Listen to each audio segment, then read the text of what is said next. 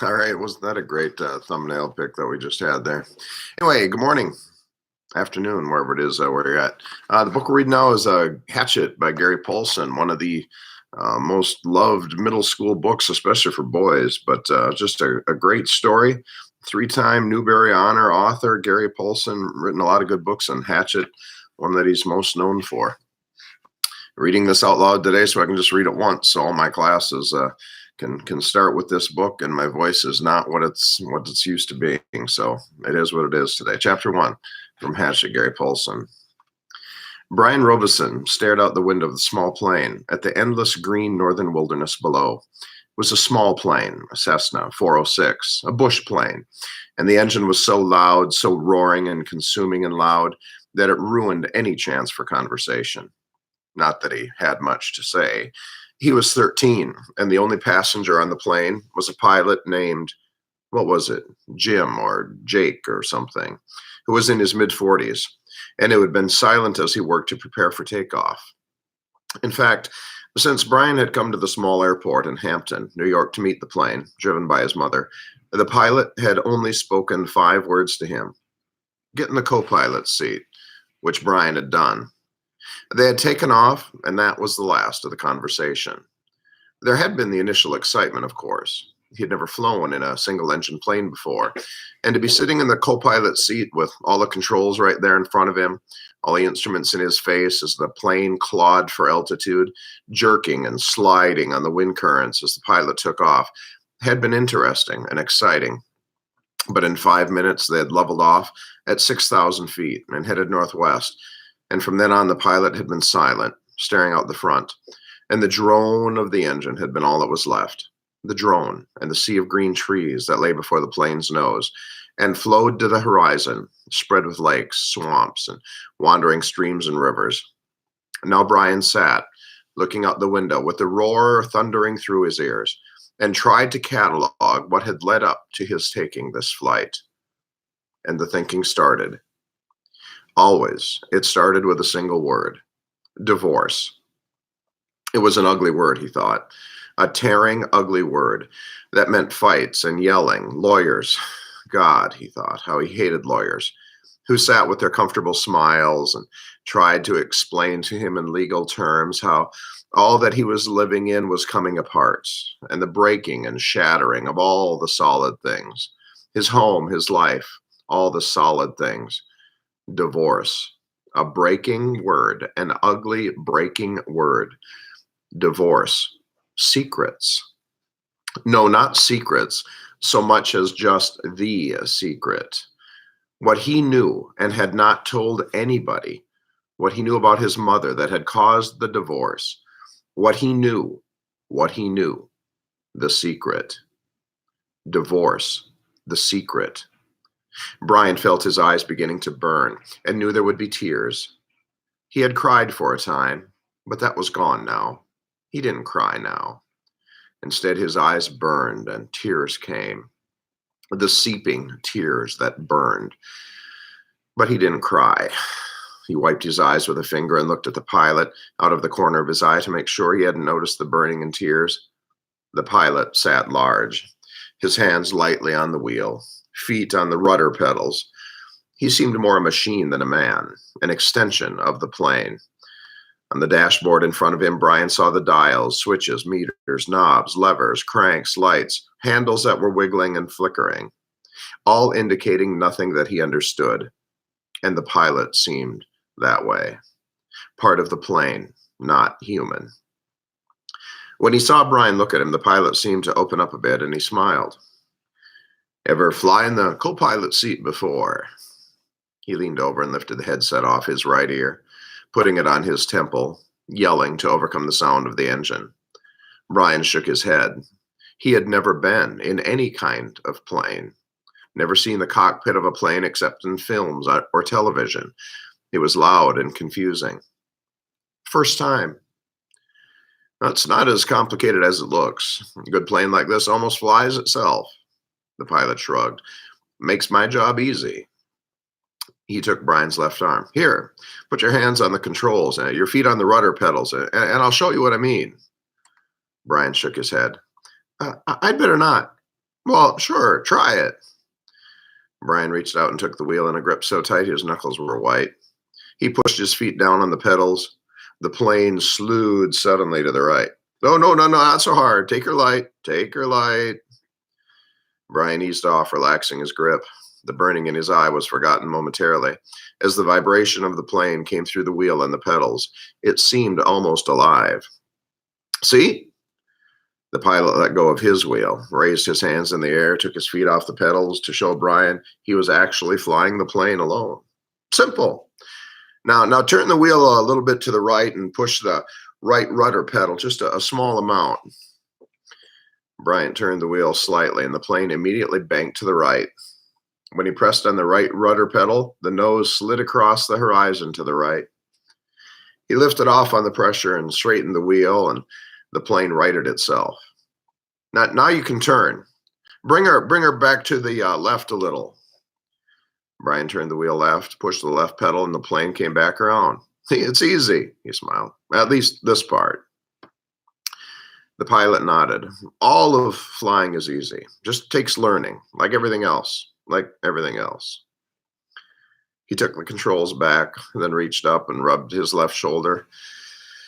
Oh, aches and pains. Must be getting old. Brian let go of the controls and moved his feet away from the pedals as the pilot put his hands on the wheel. Thank you. But the pilot had put his headset back on, and the gratitude was lost in the engine noise, and things went back to Brian looking out the window at the ocean of trees and lakes.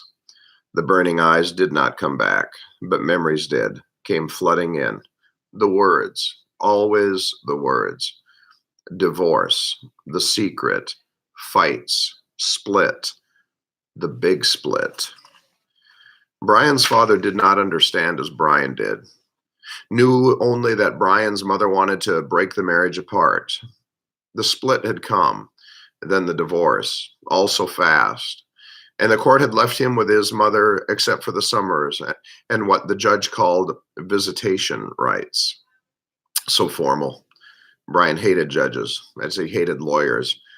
Judges that leaned back over the bench and asked Brian if he understood where he was to live and why. Judges with the caring look that meant nothing, as lawyers said legal phrases that meant nothing. In the summer, Brian would live with his father. In the school year, with his mother. That's what the judge said, after looking at the papers on his desk and listening to the lawyers talk, words. Now the plane lurched slightly to the right, and Brian looked at the pilot. He was rubbing his shoulder again, and there was a sudden smell of body gas in the plane. Brian turned back to avoid embarrassing the pilot, who was obviously in some discomfort. Must have stomach troubles. So this first summer, when he was allowed to have visitation rights with his father, with the divorce only 1 month old, Brian was heading north. His father was a mechanical engineer who had designed or invented a new drill bit for oil drilling, a self-cleaning, self-sharpening bit. He was working in the oil fields of Canada, up in the tree line where the tundra started and the forests ended. Brian was riding up from New York with some drilling equipment. It was lashed down in the rear of the plane next to a fabric bag the pilot had called a survival pack, which had emergency supplies in case they had to make an emergency landing. That had to be specially made in the city, riding in the bush plane with a pilot named Jim or Jake or something, who had turned out to be an all right guy, letting him fly and all, except for the smell. Now there was a constant odor, and Brian took another look at the pilot and found him rubbing the shoulder and down the arm now, the left arm, letting go more gas and wincing. Probably something he ate, Brian thought. His mother had driven him from the city to meet the plane at Hampton, where it came to pick up the drilling equipment. A drive in silence, a long drive in silence. 2.5 hours of sitting in the car, staring out the window of the plane. Once, after an hour, when they were out of the city, she turned to him. Look, now, can't we talk this over? Can't we talk this out? Can't you tell me what it is that's bothering you? And there were the words again. Divorce, split, the secret. How could he tell her what he knew? So he had remained silent. He shook his head and continued to stare, unseeing at the countryside, and his mother had gone back to driving, only to speak to him one more time when they were close to Hampton. She reached over the back of the seat and brought up a paper sack. "I got something for you for the trip." Brian took the sack and opened the top. Inside there was a hatchet, the kind with a steel handle and a rubber hand grip. The head was in a stout leather case that had a brass, riveted belt loop. It goes on your belt." His mother spoke now without looking at him. There were some farm trucks on the roads now, and she had to weave through them and watch traffic. "The man at the store said you could use it, in the woods with your father." Dad, he thought, not my father, my dad. "Thanks, it's really nice." But the words sounded hollow, even to Brian. "Well, try it on, see how it looks on your belt." And he would normally have said no, that it looked too hokey to have a hatchet on your belt. Those were the normal things he would say. But his voice was thin and had a sound like something thin that would break if you touched it. And he felt bad for not speaking to her. Knowing what he knew, even with the anger, the white-hot anger of his hate at her, he still felt bad for not speaking to her. And so to humor her, he loosened his belt and pulled the right side out and put the hatchet on and rethreaded the belt. "Well, scooch around so I can see you." He moved around in the seat, feeling only slightly ridiculous. She nodded. "Just like a scout, my little scout." And there was the tenderness in her voice that she had when he was small. The tenderness that she had when he was small and sick with a cold. And she put her hand on his forehead, and the burning came into his eyes again. And he turned away from her and looked out the window, forgotten the hatchet on his belt, and so arrived at the plane with the hatchet still on his belt. Because it was a bush flight from a small airport, there had been no security, and the plane had been waiting with the engine running when he arrived. And he had grabbed his suitcase and pack bag and run for the plane without stopping to remove the hatchet. So it was still on his belt.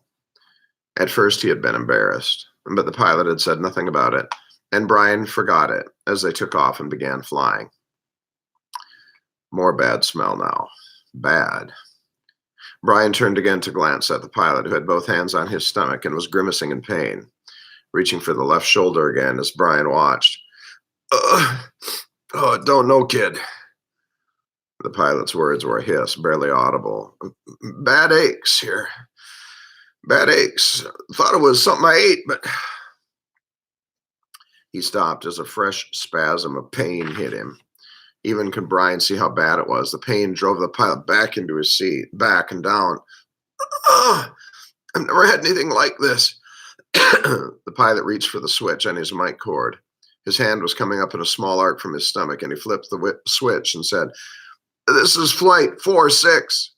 And now a jolt took him like a hammer blow, so forcefully that he seemed to crush back into his seat. And Brian reached for him, could not understand at first what it was, could not know. And then he knew. Brian knew.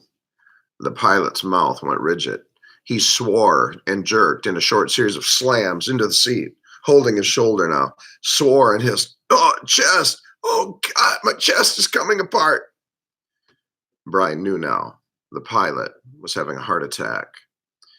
Brian had been in the shopping mall with his mother when a man in front of Paisley's store had suffered a heart attack, had gone down and screamed about his chest. An old man, much older than the pilot.